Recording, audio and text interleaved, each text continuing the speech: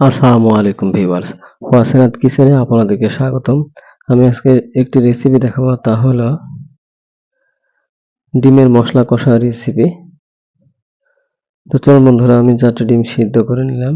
সিদ্ধ করে এই ডিমগুলো আমি ভালোভাবে পরিষ্কার করে নেব।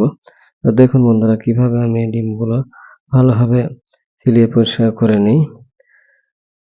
তো ডিম সিদ্ধ করার পরে এভাবে ভালোভাবে পরিষ্কার করে ছাল ছাড়িয়ে নিতে হবে। দেখুন বন্ধুরা, আমার এই ডিম পরিষ্কার করে নেওয়া হয়ে গেছে। আমি এখন কড়াইতে তেল গরম দিয়ে দিয়েছি। এই গরম তেলে ডিমগুলো আমি ভালোভাবে ভেজে নেব। দিয়ে দিলাম হাফ চা চামচ হলুদের গুঁড়ো, দিয়ে ভালোভাবে ভেজে নামিয়ে নিলাম। 200 গ্রাম পেঁয়াজ কুচি গরম তেলে ছেড়ে দিলাম। দিয়ে দিলাম এখানে দারুচিনি 3 থেকে 4টে।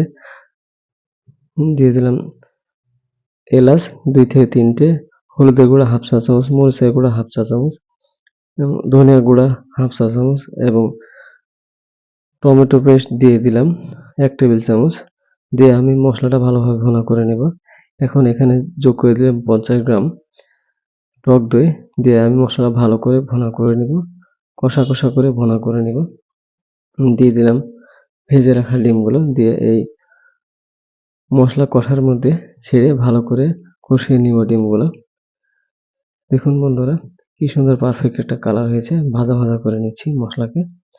নিয়ে এখানে দিয়ে দিলাম পানি, একটু হালকা পরিমাণ পানি, খুব বেশি ঝোল করব না, তাই এখানে হালকা একটু পানি দিয়ে তরকারিটা সেদ্ধ করে নিলাম। তরকারি আমার রান্না করা হয়ে গেছে, মশলা কষা, ডিমের মশলা কষা রান্না শেষ।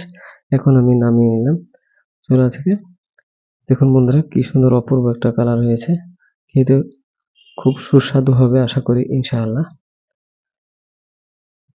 তো বন্ধুরা, ভিডিওটি যদি ভালো লাগে তো অবশ্যই আমার ভিডিওতে একটি লাইক, কমেন্ট এবং সাবস্ক্রাইব করে দিবেন। আজকের মতো এখানেই শেষ। আল্লাহ হাফেজ।